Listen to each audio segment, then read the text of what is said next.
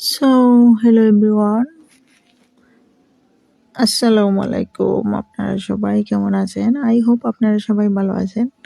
তো আজকে হচ্ছে নিউ অ্যানাদার রিলস আর কি বা ব্লগ ভিডিও বানিয়ে ফেললাম একটা।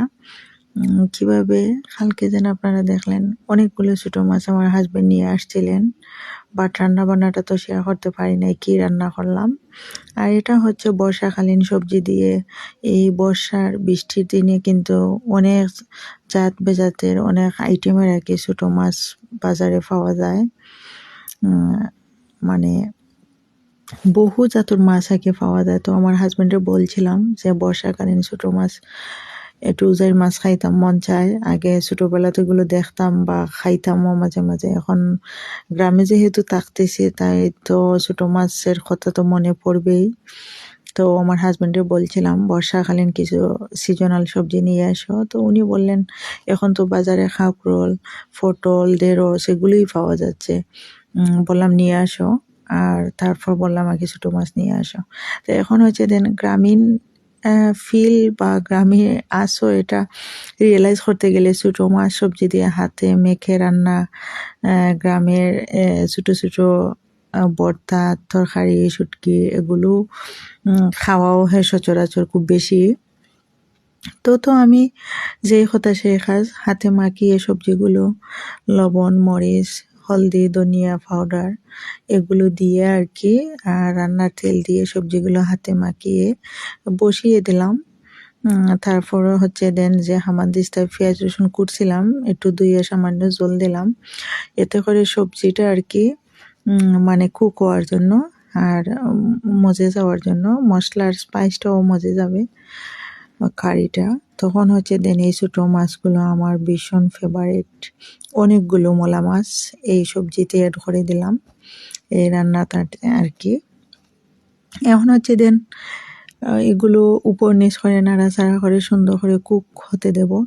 আর আরও ভালো করে কারিটা কুক হওয়ার জন্য সবজি মাছ একটু আর কি এটা বলতে পারেন ছোটো মাছের সবজি দিয়ে ছোটো মাছের কারি বা মাখো মাখো ঝোল, বা এটা মূলা মাছের চচ্চড়িও বলতে পারেন। এটা তো এত ঝোল দেব না, কিছু জল অ্যাড করে দেব মানে মাছ সবজিগুলা সুন্দর করে কুক হওয়ার জন্য।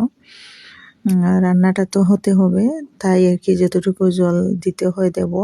কুক হতে হতে আর কি এগুলো একটু আরও গ্রেভিটা শুকিয়ে আসবে তাই জলটুকু অ্যাড করে দিলাম। মাছ সবজিগুলো যেন জলের মধ্যে একটু ডুবো ডুবো থাকে, তারপর হচ্ছে ভালো করে কুক হবে আর কি। আর কুক হয়ে গেলে ভালো করে এতে করে জলটাও শুকিয়ে আসবে কিছু, তখন দেখে শুনে তারপর নামিয়ে নেব আর কি লবণটা চেক করে। আর এই মাছটা কিন্তু গাইস এই ছোট মাছ মলা মাছ আর কি এরকম সবজি দিয়ে এই চচ্চড়িটা বোম্বে মরিচ দিয়ে খেতে গাইজ অনেক মজা। আর হচ্ছে আমার গার্ডেনে আমার নাগা মরিচের গাছ আর কি ছাদে অনেক বোম্বে মরিচ হয়েছে। আর এই তো মলা মাছের মাথাগুলো এখানে সামান্য হলদি লবণ দিয়ে বেজে নিলাম। প্রায় অনেক বছর বাদে আমি মলা মাছের মাথাগুলো বিরান খাবো। আর এইভাবে আর কি আমার হাজবেন্ড গেছলা ছাদও আমার মার্জিনার মারে লিয়া। তো অনেকগুলো বিলাতি ধনিয়া পাতা তুলাইয়া আনছি, বোম্বে মরিচ কষ্টা ফাড়াইয়া আনছি।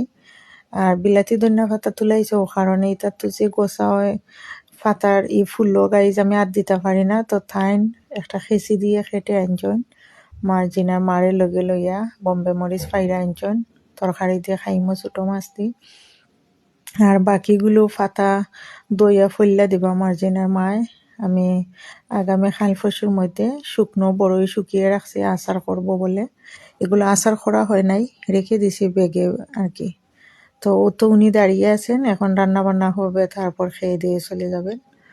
আর এই বড়ইয়ের আচারটা বানাবো আমি। এই তো আমার তরকারিটা হয়ে আসছে, আমি একটু দেখে নিলাম আরও গ্রেভিটা শুকিয়ে আসবে, ততক্ষণে আমরা ভাতটা টেবিলে বাড়বো আর কি। আর মাছের মাথা বিরান গরম গরম খাইলে মজা লাগে।